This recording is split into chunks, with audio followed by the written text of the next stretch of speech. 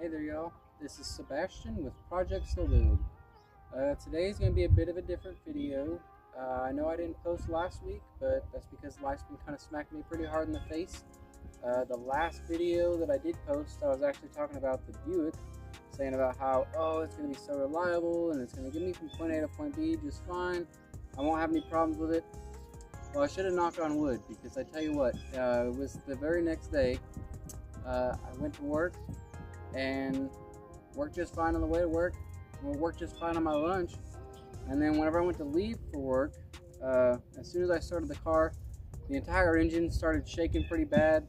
I thought that was like, maybe it was just a misfire at first. But then whenever I started moving, it started feeling like it was shifting like shit. Really bad shifting. It felt like it was just sluggish and really having problems. Luckily, on the way back from work, I was pretty darn close to her grandparents' house. I pulled off over there and I was asking Grandpa, I was like, could you go and ride with me and tell me what you think this might be? I think it's like a transmission issue or something like that, It had just rolled over 240,000 miles on it. And I was like, maybe it needs a new transmission. But I pulled off, we left the car running, and we checked the transmission fluid, because you're supposed to check GMs with the car running either in park or neutral. It'll usually tell you on the dipstick. And so we checked the transmission, and it looked just fine. It was just right where it needed to be. The fluid was still clean, looked good. So he was like, okay, yeah, I'll hop in and we'll see what it feels like. So we go on a drive, and at first he didn't feel it, and he was like, I don't really know what you're talking about, until I got on a long little straightaway, and I kind of opened it up a little bit, and it was just sluggish, and then it went from gear to gear real hard, and it just wasn't doing good. So he's like, yeah, now I know what you're talking about. He's like, it makes me think it's like a misfire or something of the sort. He's like, it doesn't quite feel like a transmission issue, because whenever you don't have your foot down, it shifts just fine, And this was just the very start of the issue. So we went ahead and pulled back off, and we parked it for a minute. We opened it up, and at first we thought that maybe it was the throttle body was dirty. So we pulled the throttle body off, looked at the throttle body, and it was pretty dirty. It wasn't quite horrible, I guess, but it was quite dirty. So we were cleaning it up, using this shit to clean it, and getting it really good looking, actually, compared to what it was. I should have taken pictures of this whole situation and kind of documented it a little bit, but I didn't, unfortunately, because this would have been good content. But I'm looking it up, and it was pulling some codes, and I was reading the codes, and it was saying that it was the idle air control valve, and that's a paid actor, by the way. We was saying it looked like it was the idle air control valve, and maybe the accelerator pedal. Everything was just kind of it was just hard to kind of figure it out. So we hooked the throttle body back up, hoping that fixed it, but it didn't. We started pulling spark plugs, looking at the plugs, looking at the wires, making sure it's getting power and everything to it. And everything, it was still getting power to it. Everything was working just fine. And by the time we had already gotten through this whole situation that day, it was already starting to get nighttime. I only had a couple hours left after work anyways. So he let me borrow his old 1988 Chevy 1500. Nice truck, reliable as hell. Odometer stopped at 290,000 miles, and that was probably 50 to 75,000 miles ago. But I love driving that truck. It drives like a dream. And the only thing that's bad about it is it just it guzzles gas pretty good. And so I'm worried about the Buick. I'm going back and forth to work for maybe 2 days, and then I get a call from Grandpa. He's like, hey, we think we fixed the car. I was like, oh yeah?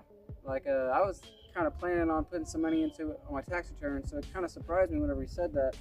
He said that her uncle come on by, and he started unplugging some electrical stuff, kind of looking at everything.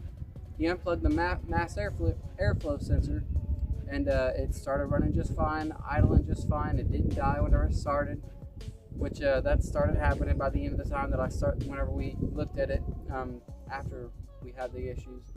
We started looking at it, and it started dying every time you'd start it up, and it was shaking worse and worse and sounded real bad. But anyways, he started looking through it, unplugging things, plugging them back in, checking to see what might fix it. he unplugged the mass airflow sensor, and it started running really good. It didn't have any issues with idling or anything, and so he went to plug it back in, and it was pretty brittle, I'm sure, and he ended up accidentally breaking it, but probably not because of his fault. It was probably just because it had an older part on it. It's probably never been changed since 2005. Things like that happen. But he's a really honest guy, and he was like, I broke it, so I'll go get a new part for it. He went and they got it, and it runs smooth as silk now, is what Grandpa said. Whenever he was talking to me about it, he was explaining everything that happened. And I was like, man, I would have never guessed that. I was thinking about buying an idle air control valve because, that sometimes happens. Sometimes the pedal assembly, the electrical pedal assembly goes bad, something like that.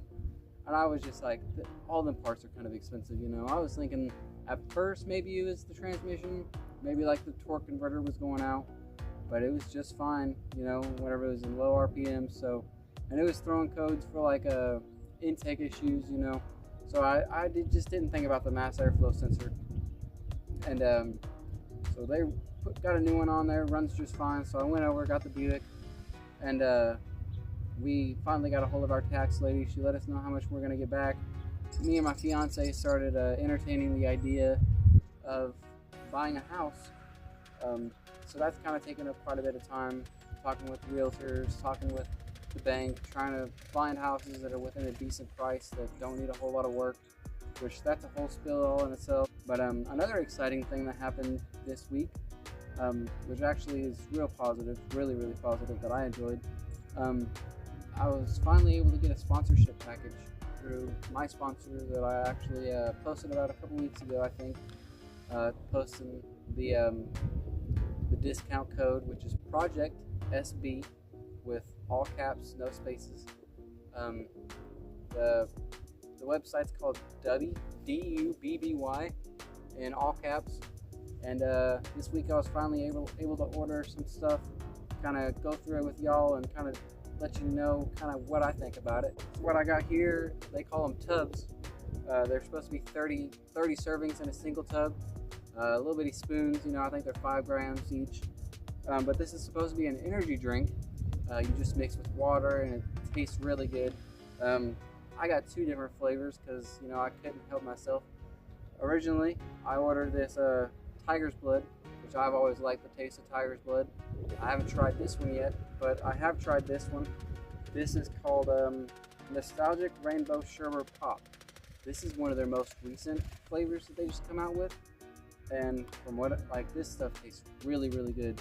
This is my first actual bottle of it, but man, this stuff is delicious. But yeah, that's kind of been the week for me. I've kind of been running around like a chicken with my head cut off. Not a lot, but just enough where I haven't really had a whole lot of time to post up any videos. Last week, I was planning all of last week to be able to post up a video about the Subaru, because about 2 or 3 weeks ago, it was actually snowy out here. And I took the Subaru because I was like, all-wheel drive on icy roads is a lot better than just front-wheel drive. Front-wheel drive is safe, it's fine. The Buick would have been just fine if I took it. But I was like, for that extra security, I want to be able to get home safely to my family. So that's why I keep the Subaru around. Not only that, but because that's my dream car. I've always wanted the Subaru Legacy Outback, the 97. It's just a wonderful car. But anyways, I was driving home off the highway, and I tell you what, the whole ass end just started shaking really, really bad. Granted, earlier that day I was doing donuts in a snowy parking lot, just kind of having fun with the all-wheel drive system, which is another reason why I wanted to take it that day, if I'm being 100% with myself.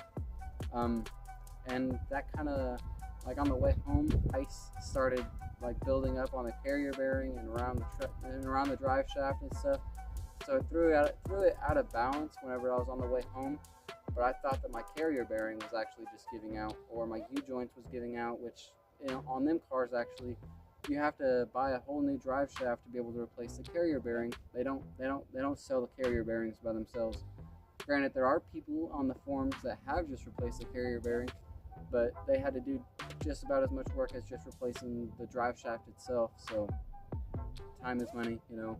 If you really just wanted to do the carrier bearing, you're just going to put more time into it than what just, you know, slapping a new drive shaft on there too. I think they're like integrated together, but I guess someone was able to do it on the forums. They talk about it, Facebook forums, of course. So I was gonna make a video about that, kind of diagnosing the whole issue, but then last week I had to go out and do some contracting with a mobile contracting thing that I do for some side money, you know. And I took the Subaru on the highway, and it wasn't shaking, driving like a dream. Suspension feels great. I mean, of course, it does have 195,000 miles on it, so it doesn't feel the best, but it's an old car that's only had a little bit of stuff worked on, so it's reliable to me, and it wasn't shaking, which kind of took away the idea of me being able to make a video on it, about diagnosing it and things like that. Kind of made me think, you know, maybe I should kind of hold off on that and focus on some other things that the car has issues with. Let alone I got to focus on this and this, and like I was like, you know, I don't want to bust all my money out on the Subaru right now. Like it'd be a great idea, yeah, but you know, I don't know. It's got a lot more problems than just the drive shaft and a little bit of vibrations. I mean, the rear subframe, the bushings are completely gone on that car. It's got like spacers between the body and the subframe. And I've heard a lot of people say that you could take them spacers out and get a little bit lower with it, but I haven't decided whether or not if I'm going to lower the car or bring it up a couple more inches. That way it feels better out here on these back roads and on these small town roads, because they don't take care of these roads where they're shit, if I'm being honest with you. Like me and my fiance was just walking around today, and we was like, man, it seems like every single day these roads are getting worse and worse. But yeah, that's pretty much been my past week. Just kind of making decisions, thinking about life, kind of going through it a little bit, and making a little bit of progress, but also kind of being at a dead standstill with the cars, but still progressing in other areas of my life.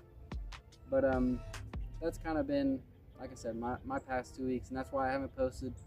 And so maybe next week we're gonna be able to get our tax returns back and kind of move forward with either fixing a car or getting ourselves into a house. We haven't decided yet, but that's kind of where we're at. And I appreciate y'all's patience with me. I hope you guys have a blessed day. And if you use my link that I gave you, or if you are interested in ordering something from W, my sponsor, I'll leave their link in the bio, and don't forget to use my discount code. I think you'll get like 10 or 15% off, and that helps me out a lot, and that helps them out a lot. And hope you all have a good day. See ya.